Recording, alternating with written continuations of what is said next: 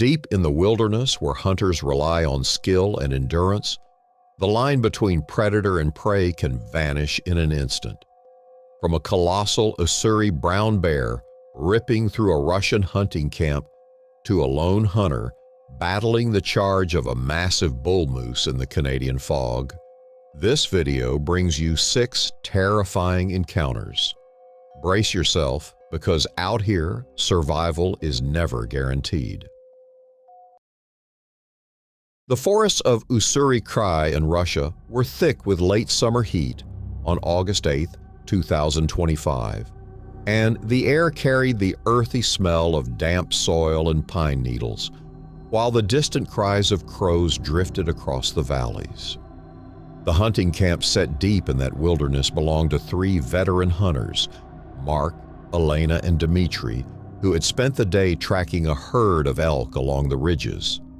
Their rifles, carefully chosen for the season, lay within reach. Mark's trusty .308 Winchester, Elena's powerful .338 Magnum, and Dmitry's equally precise .338 Magnum, all cleaned and checked with the kind of discipline that came only from years of hunting in rugged terrain. By the firelight, they worked in silence, proud of their craft, aware of the weight of tradition carried in every hunt. Mark's 12-year-old son, Alex, sat beside them, his young eyes reflecting the fire's glow, drawn to the world his father and friends lived for, a world of patience, endurance, and risk. The day had been long and unforgiving, with elk calls echoing faintly through the timber and fresh tracks stamped into the soil where shadows stretched thin. The hunters had set their stands, watched the ridges, and studied signs of movement, convinced that with time, patience, and persistence, they would close in on the herd. As darkness crept into the valley, they let the comfort of the fire wrap around them, the smell of wood smoke rising into the still night, and believed the forest would remain quiet until morning.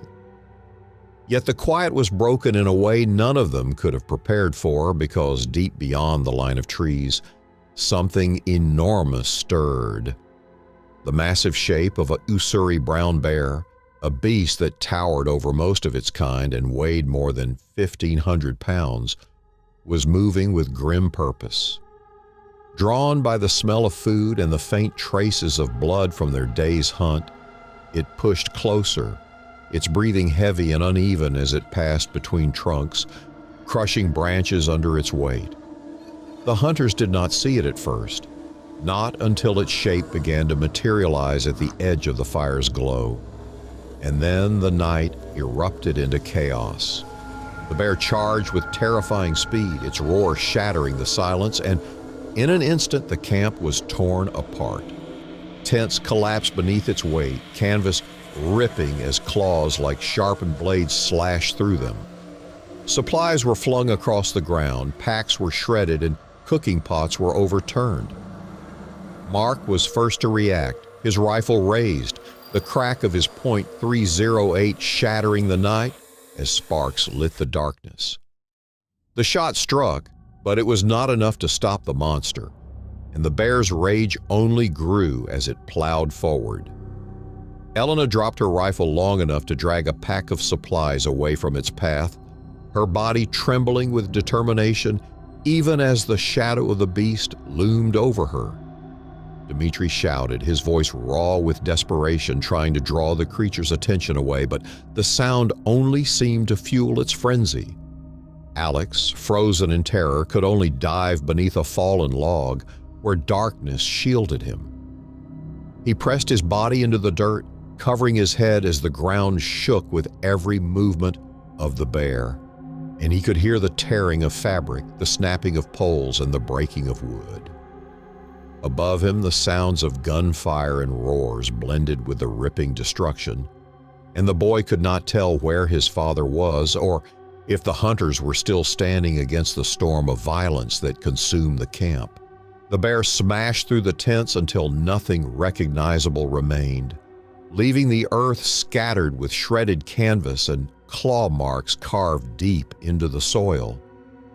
The rifles that had once gleamed in firelight lay twisted and broken, trampled underfoot, and the food that had lured the beast now lay strewn across the ground. The night seemed endless, every passing second carrying the weight of terror, until finally the giant animal vanished back into the forest, leaving silence in its wake. Alex remained under the log until the first pale light of dawn filtered through the canopy. His body shook uncontrollably, his face streaked with dirt and ash, his eyes wide and unblinking as he tried to comprehend what had happened. The camp was gone, every trace of order reduced to ruin, and the hunters who had stood as guardians of that night were nowhere to be seen. Around him, claw marks scarred the earth, long fur caught in broken branches testified to the size of the beast, and the air still carried the musk of its presence. When rangers found him hours later, he could barely speak. They pulled him from the wreckage, wrapped him in blankets, and led him away from the devastation, shaken themselves by the sight of what had unfolded. The boy had survived through instinct and chance, but the destruction of the camp bore witness to the overwhelming force of nature that had descended without warning. The attack left scars not only in the forest soil, but in the memory of all who learned of it. Hunters who had once spoken of Ussuri brown bears with reverence now whispered of their power with unease, knowing that sometimes skill, discipline, and the finest rifles could not shield against raw strength and fury.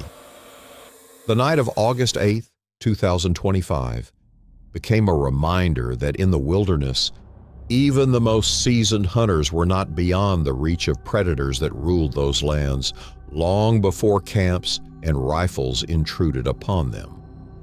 The fire that once crackled with warmth was gone, the laughter and focus of seasoned hunters silenced, but in its place stood a story etched into the wild, a tale of survival, loss, and the fragile line between life and death in the untamed heart of Ussuri Cry.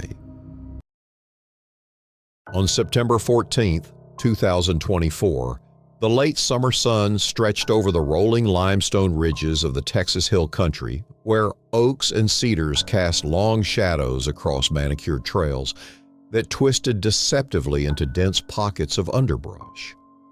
Hunter Nina had flown in for an exclusive invitation to a private estate renowned for its blend of luxury and danger, a place where wealthy enthusiasts could spend mornings tracking feral hogs and evenings soaking in hot tubs, sipping wine, and feasting on gourmet meals prepared by chefs who had never set foot in a blind.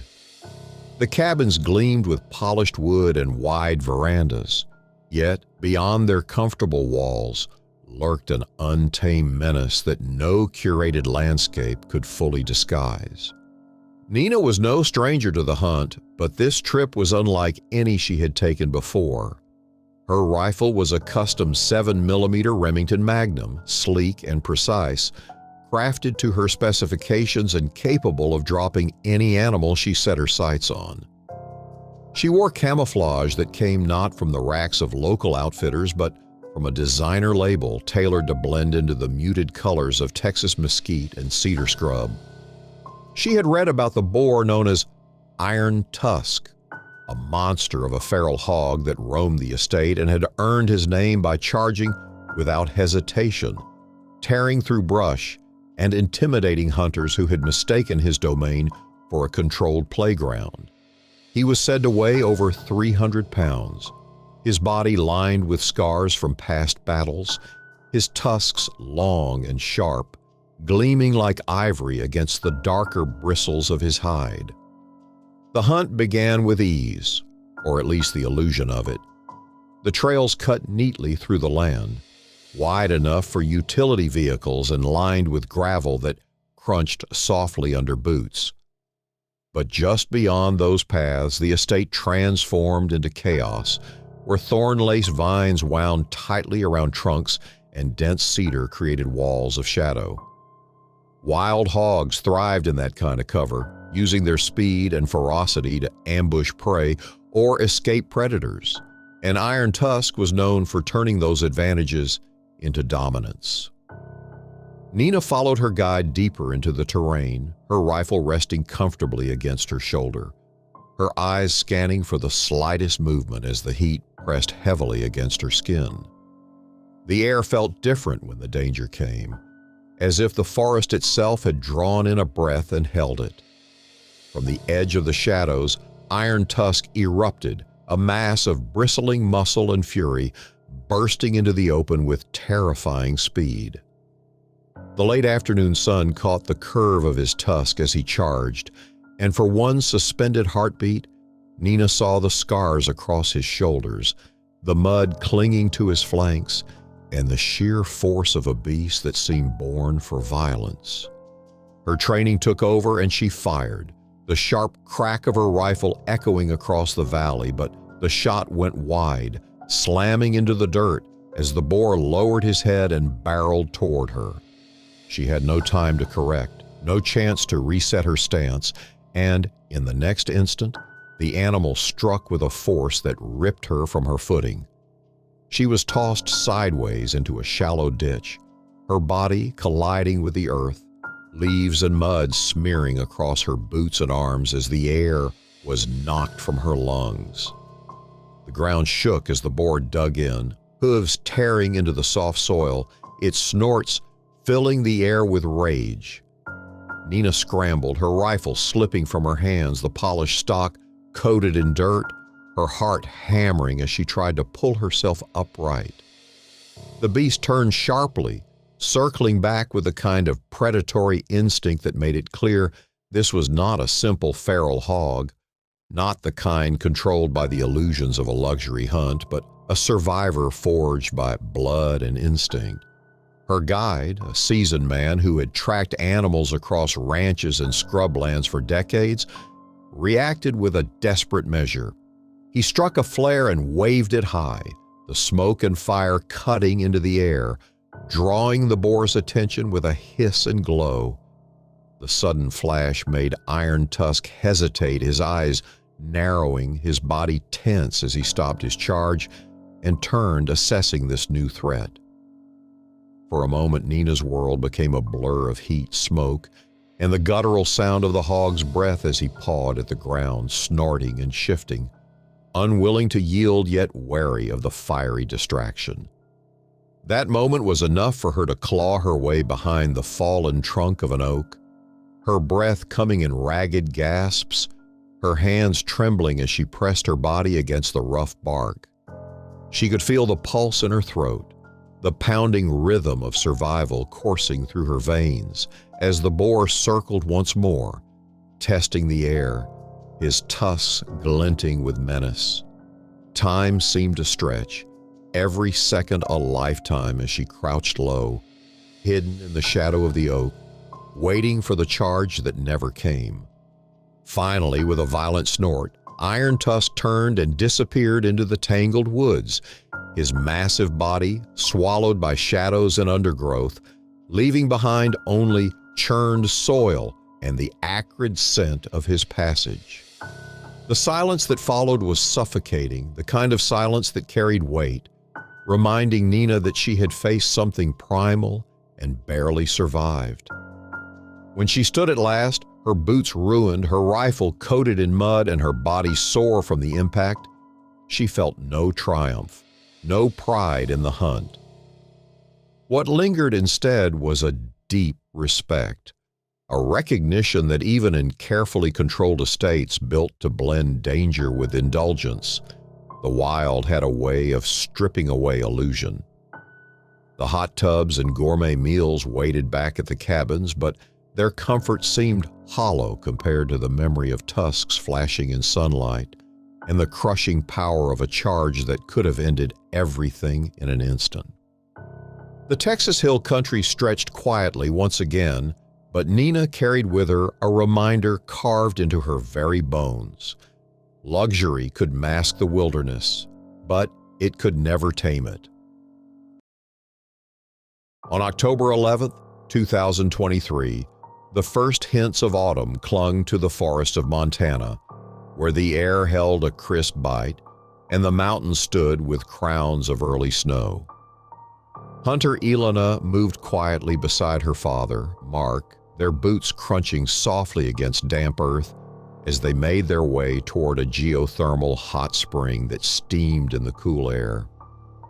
The location was known among hunters for drawing wildlife because the rising warmth created pockets of green vegetation and liquid water when the rest of the landscape grew cold, and both elk and deer often drifted toward it in the fading light of the season. They had traveled far from their base camp, their rifles slung across their shoulders, both of them carrying the heavy confidence that came with years of discipline, patience, and countless days spent in the wild. Elena carried her .338 Winchester Magnum, the weight balanced against her frame, its scope carefully calibrated for the open ridges they had scouted earlier that week. Mark, older and seasoned, carried the same caliber, a rifle worn smooth from years of use, its stock darkened by oil and time. They had hunted together since Elena was a teenager, their bond formed through long treks and shared silences, and now they moved as one, slipping between the trees toward the hot spring where mist swirled like smoke from an unseen fire. The air was damp, carrying the sulphurous tang of the spring, and every breath seemed to hang longer than usual in the fading afternoon light. Their plan was simple: to settle on the slick rocks near the spring and wait for movement, because in the stillness of late afternoon, the chances of a bull elk stepping from the trees to drink were high. Elena adjusted her pack, her eyes fixed on the edges of the steam, and Mark crouched low, pointing to tracks pressed deep into the wet soil. The ground showed clear signs of animals coming and going, the distinct split hooves of elk pressed alongside smaller deer tracks, and even the faint imprints of predators that had followed. They had no way of knowing that a far greater danger was close, hidden in the shifting veil of mist, watching with the quiet patience of a predator that had survived countless seasons. The bear appeared suddenly without sound or warning, its massive shape breaking through the curtain of steam with terrifying clarity. It was a grizzly, easily over 1,400 pounds, its fur slick with dampness from the mist, its breath steaming from wide nostrils. Its eyes locked instantly on the two hunters, not with curiosity but with raw focus, and the air shifted from anticipation to dread in an instant. Elena froze, her rifle heavy in her hands, and Mark's face tightened as he realized the impossible danger of their position. Behind them, the ground sloped down into the steaming pool, its rocks slick with algae and water, making retreat impossible without exposing themselves. The grizzly moved forward, muscles rippling beneath its thick coat, its paws spreading wide on the wet ground as if it owned every inch of the place. Without a sound of warning, it lunged, closing the distance with a speed that seemed impossible for its size. The swipe came first, a single, devastating motion, claws raking across Mark's shoulder with enough force to tear through layers of fabric and flesh in a single strike. He staggered back, his rifle slipping, blood already seeping down his side as the force spun him half around. Elena felt the rush of movement as the bear brushed against her leg, the sheer mass sending her sprawling across the rocks, her breath torn from her chest as pain shot up her side where stone met skin. The chaos was absolute because in those moments, neither hunter could fire, the closeness of the beast rendering their rifles useless in the narrow space between motion and impact. Elena struggled to rise, her palms slipping against the wet stone while her father pressed a hand to his shoulder, his face pale with pain and shock. The bear circled them slowly, its growls low and resonant, its body swaying with a predator's rhythm, testing, waiting, gauging their weakness. Steam rose around them, curling across its face and shoulders, giving the massive animal an almost ghostly presence as it loomed over them. For a long moment it seemed certain that another strike would follow, that the bear would finish what it had started, yet something shifted in its movements. Instead of lunging again, it stepped back a few paces, still growling, still watching, its head low and eyes locked on theirs. The retreat was not fear, not surrender, but calculation, as if the beast knew its power and chose to remind them of it without the finality of death. It stood a dozen yards away, its body coiled and ready, its presence filling the space with suffocating weight, before it slowly turned and melted back into the mist, its massive form fading until only the sound of dripping water and Elena's ragged breathing remained. Blood ran down Mark's arm in a steady line, his jacket torn open, the gash deep enough to leave muscle exposed beneath. Elena stumbled to his side, her leg aching from where the bear's bulk had thrown her, and together they limped away from the spring, every step careful on the slick ground, as if the grizzly still lingered, watching from the veil of steam. Neither spoke, their silence broken only by the sound of their boots on rock and the steady hiss of water boiling up from the earth. When they reached safer ground, away from the suffocating mist and the slippery stones, both hunters stopped to breathe, their bodies trembling from shock and pain. The rifles that had always given them confidence felt small, almost useless, in the memory of claws tearing flesh and the sheer unstoppable weight of the animal that had appeared and vanished with the same suddenness. That day left a mark on them deeper than scars, a reminder that no matter how prepared, how skilled, or how experienced, hunters were never beyond the reach of nature's apex predators. In geothermal terrain, where steam-clouded sightlines and slick ground stole footing, danger multiplied and survival became a matter of seconds rather than skill. For Elena and Mark, the memory of the bear at the hot spring would linger long after the wound healed, a shadow in the mist, a warning etched into their bones. On December 28, 2022, the Arctic village of Iqaluit lay buried beneath drifts of snow that reached the rooftops, the narrow paths between cabins carved into white corridors by days of shoveling. The sun had not risen for weeks and the land remained cloaked in polar night, the dim glow of the horizon offering only a suggestion of daylight. Smoke curled from chimneys, the sharp scent of burning driftwood and seal oil cutting through the icy air, while villagers moved briskly between homes, tightening shutters and storing supplies in anticipation of another storm rolling in from the sea. Life here demanded endurance, patience, and constant vigilance because the Arctic showed no mercy to those who hesitated. Eric, a veteran hunter whose family had lived on that coastline for generations, walked the frozen path with his daughter, Lila, checking a line of traps that stretched toward the sea.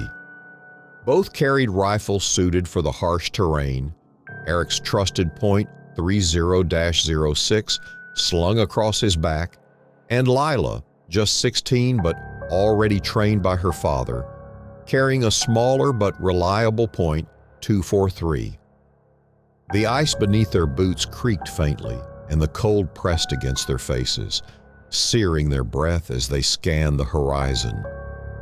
For Eric, the hunt was not only a way of life but survival, and every winter demanded careful preparation, from harvesting seals to checking traps for fox and hare.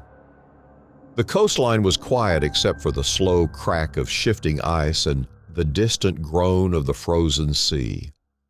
Yet beneath that stillness lurked hunger, because the season had grown harsher than most and food was scarcer, forcing predators to wander dangerously close to the edges of human settlement. Eric knew the risks, but even his experience could not prepare him for the suddenness with which the white mass appeared against the endless snow. The polar bear was enormous, weighing well over 1,700 pounds, its body rippling with muscle beneath a coat that gleamed pale in the dim light. Drawn by the scent of stored meat that lingered from the village's caches, it moved with terrifying purpose, crossing the frozen ground in long strides that belied its size. In an instant, the fragile stillness of the morning shattered. The bear breached the ice fence that villagers had built as a deterrent, the thick posts splintering under its weight, and roared with a guttural sound that echoed across the bay. Chaos erupted as the animal advanced into the heart of Iqaluit. Cabins shook under the impact of its bulk as it tore through walls and doors, splintering wood as though it were nothing more than brittle kindling. Residents screamed as they scrambled into the snow, some clutching children, others grabbing what little food or weapons they could manage, all of them moving clumsily in deep drifts that swallowed their legs. Eric pushed Lila behind him as the bear came near, his rifle raised. But before he could fire, the beast swiped with claws longer than knives, the strike slamming into his shoulder with such force that he was hurled backward into the snow. Pain seared through him, his parka shredded, blood staining the white beneath him as he gasped for breath. Lila ducked behind a snowdrift, the icy mound shielding her from the beast's immediate sight. She pressed herself against the frozen wall, her breath coming in ragged bursts as she peered through gaps in the snow, unable to move, unable to act, watching as her father struggled to rise. The bear, undeterred, rampaged toward the storage cabin where the community kept dried fish, seal meat, and precious winter stores. With one swipe, it splintered the door, dragging out sacks and tearing them open, scattering food across the snow, while villagers cried out in desperation. Others tried to flee toward the rocky hills, their boots sinking into waist-deep snow, some stumbling and falling, their bodies flailing as they clawed their way upward, while the bear tore through anything in its path. The air filled with the sound of wood collapsing, the cries of terrified villagers, and the guttural growls of the predator, whose hunger seemed bottomless as it rampaged through their lives. Eric staggered to his knees, pressing a hand against the wound on his shoulder, his rifle still within reach, though his strength was failing. He could see Lila's terrified face peering from behind the snowdrift, her rifle clutched tightly, though she was frozen by the weight of fear. The destruction stretched into the late morning until the villagers, desperate and united, rallied together. Hunters armed with .308s and .3006 rifles positioned themselves across the open paths, firing warning shots that cracked like thunder against the frozen air. The sound cut through the chaos, echoing off the ice, drawing the bear's attention. Bullets struck close, splintering the snow at its feet, forcing it to retreat step by step. Still it roared, still it resisted, its massive head swinging from side to side as if deciding whether to attack again, but the barrage of fire grew louder, closer, and finally, with a heavy snort, it turned and bounded back toward the sea ice, its white form fading into the endless horizon.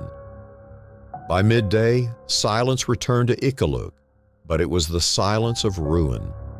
Cabins lay broken, their walls crushed and doors splintered.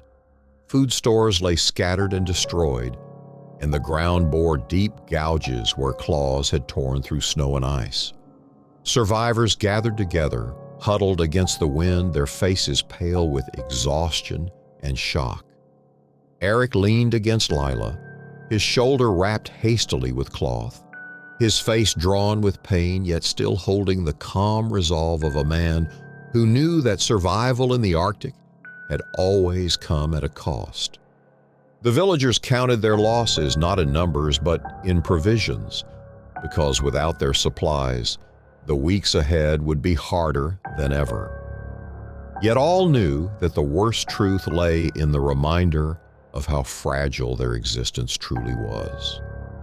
In the Arctic, even the strongest fences, the deepest traditions, and the most seasoned hunters could be undone in a single morning by the hunger of an apex predator that ruled long before the first cabins were built.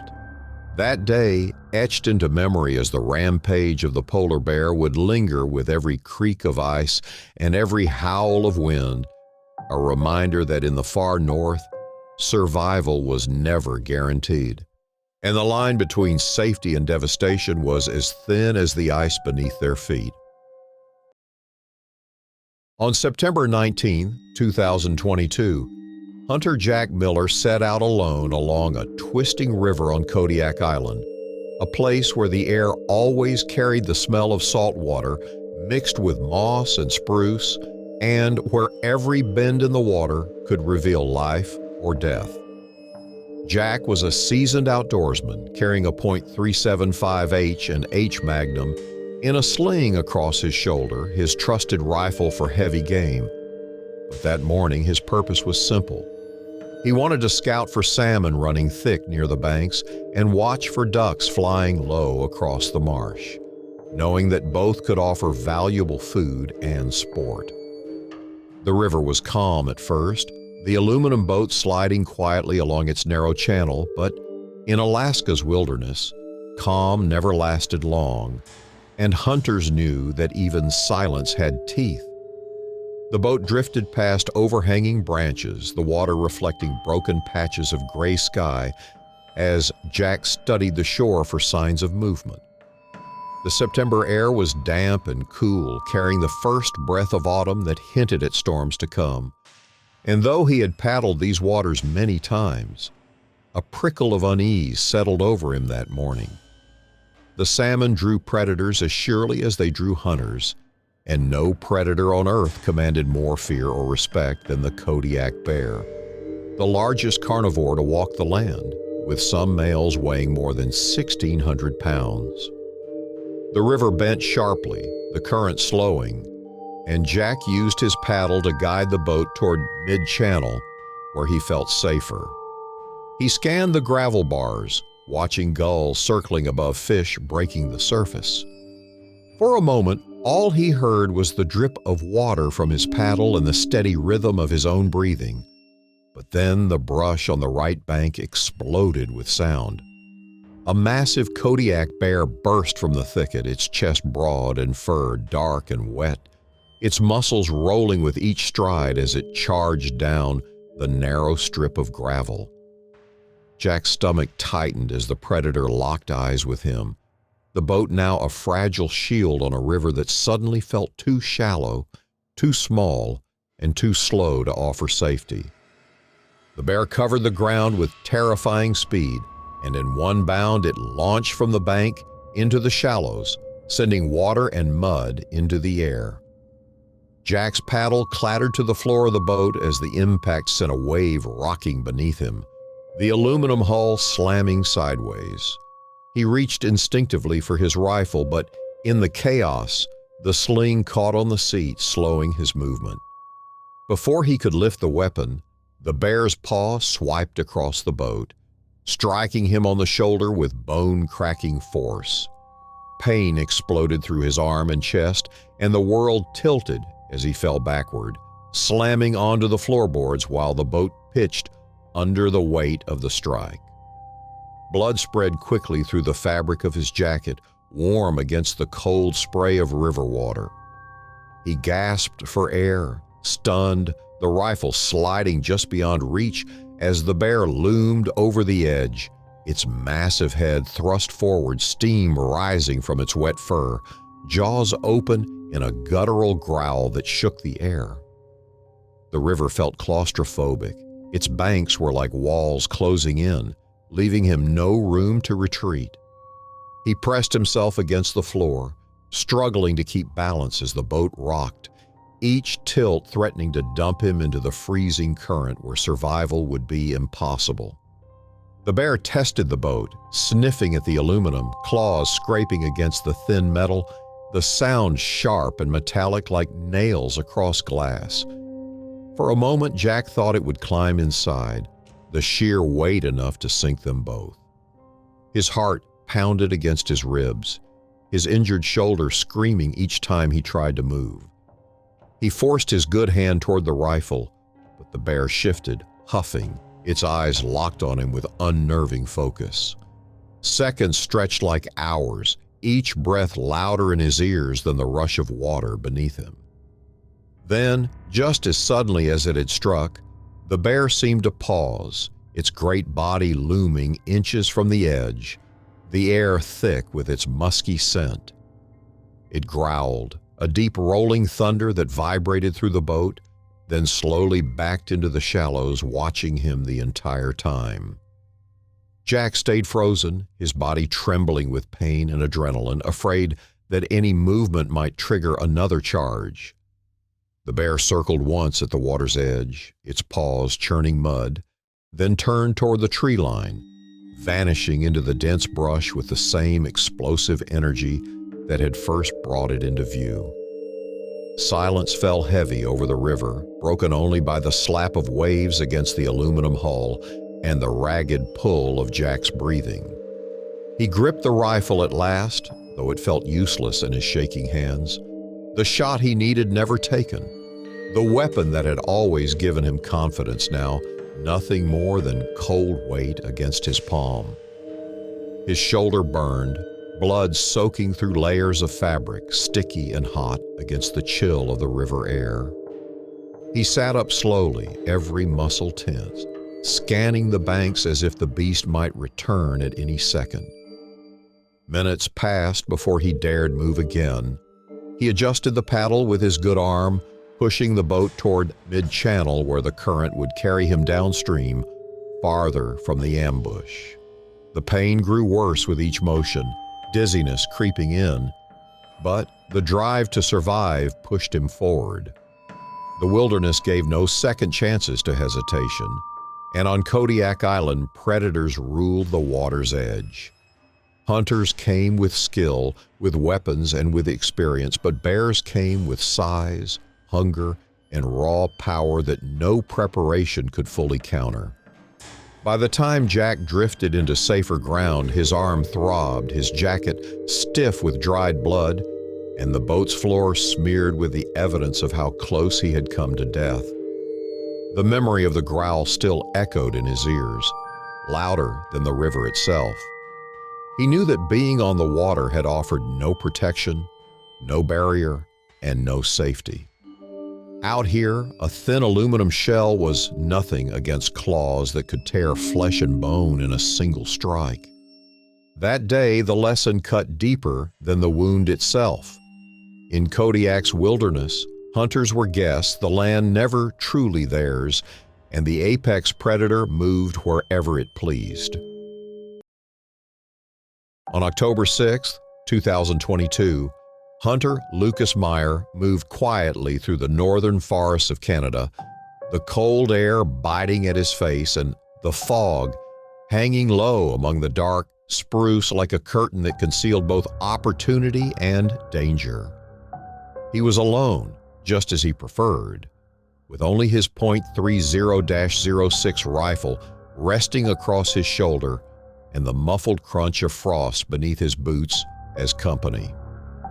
This was prime time for moose hunting, when the bulls were restless and heavy with strength, their calls echoing through the timber, and Lucas had set out before dawn with the hope of tracking one of the massive bulls that roamed the region. The ground was frozen but treacherous, each step demanding patience, as patches of ice hid beneath fallen needles and the underbrush clung to his legs. Lucas was a proud hunter, experienced and steady, a man who believed that moving slowly and reading the land with care was the only way to succeed. The tracks he followed were fresh, deep in the frost, the wide impressions of a bull moose that had passed through only hours earlier. His heart quickened at the sight, not with fear but with anticipation, because this was why he came alone, to test himself against the wilderness without distraction or noise. The fog pressed closer as he moved down a shallow slope, the air damp, his breath rolling into the mist as though he was walking into a hidden world. Visibility shrank to only a few feet, every shadow shifting into the shape of something imagined, every sound amplified in the silence. He paused often, crouching to examine the ground, his gloved hand brushing frost from leaves, the tracks leading steadily toward a low creek that wound through the forest. He knew the area well enough to tread carefully because early October meant ice might already be forming, fragile and deceptive. But in the half-light and fog, he stepped without seeing where the ground changed beneath him. The ice cracked with a sharp snap, the sound echoing through the fog like a gunshot, and in an instant his legs plunged through into freezing black water. The shock of the cold tore the breath from his chest as he sank to his knees, icy water soaking through his boots and biting into his skin with a pain that felt like knives. He gasped and braced his hands against the slick surface, struggling to drag himself free, but the ice crumbled further, widening the hole. Panic flickered inside him because the weight of his gear and the freezing water threatened to pull him deeper if he did not act quickly.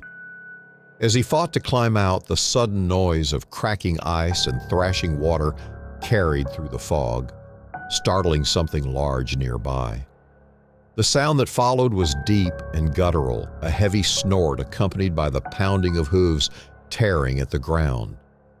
Lucas looked up, heart hammering, and through the mist he saw movement. The dark bulk of a massive bull moose, antlers wide like a crown of sharpened branches, head lowered in alarm. The animal had been feeding near the creek, unseen until that moment, and the chaos of Lucas's fall had triggered its fury. The bull bellowed and surged forward, antlers smashing aside saplings, the ground shaking under its charge. Lucas wrenched himself free of the water, scrambling onto the bank, his rifle slipping from his frozen hands and clattering against the ice before sliding out of reach. He clawed at the ground, dragging himself onto a fallen log, slick with frost, barely keeping his balance as the moose stormed closer.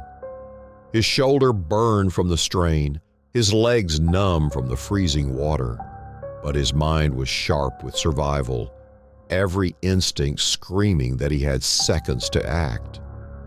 The bull crashed through the brush, its massive frame almost ghost-like in the fog, steam rising from its nostrils as it shook its head, antlers cutting the air with terrifying force. It closed the distance with terrifying speed, hooves smashing the frozen earth, and Lucas braced himself on the log, knowing he could not outrun it. The moose lunged, stopping short with a violent stomp that sent shards of ice and mud flying. Lucas swayed, gripping the slick bark, heart pounding so loud it drowned out the world. The bull circled him, snorting, pawing at the ice with each heavy step, its breath steaming in the cold air. It lowered its head again, antlers glinting, testing him, deciding whether to strike or retreat. Lucas remained frozen, his rifle unreachable, his hands trembling not from fear alone, but from the chill that was already stealing warmth from his body. The wilderness held him captive in that moment, balanced between survival and destruction, and all he could do was watch as the great animal sized him up. Seconds stretched into long, unbearable minutes, the fog shifting around them like a living thing. Each time the bull stomped, the ground shook beneath Lucas, the sheer weight of the animal a reminder that even armed hunters were fragile in the face of such power. He knew that one charge, one downward thrust of those antlers, would tear him apart before he could even raise his weapon. Then, as suddenly as it had attacked, the bull gave a final snort and shook its massive head, the sound echoing through the trees. It stomped once more, splintering the frozen crust of the creek, then turned and vanished into the mist, its great antlers disappearing as if swallowed by the fog itself. Silence fell again, the only sound Lucas's ragged breathing and the faint crackle of shifting ice. He remained frozen on the log, soaked and trembling, his muscles aching until the reality of survival began to sink in. Slowly, painfully, he climbed down, retrieving his rifle with shaking hands, though the weapon felt heavier now, less like a tool of power and more like a reminder of how little control he truly had. The fog pressed close again, hiding the direction the bull had taken, leaving only broken branches and trampled ground as evidence of how near death had come. Shivering violently, his clothes stiff with ice, Lucas staggered from the creek, every step heavy with exhaustion and pain. The cold gnawed at his bones, and he knew that lingering in wet clothing meant greater danger than the bull itself. Yet the memory of the charge, of the antlers cutting through the mist, clung to him stronger than the chill. The forest had shown its power, stripping away his confidence and leaving him shaken, humbled, and alive only by the animal's decision to spare him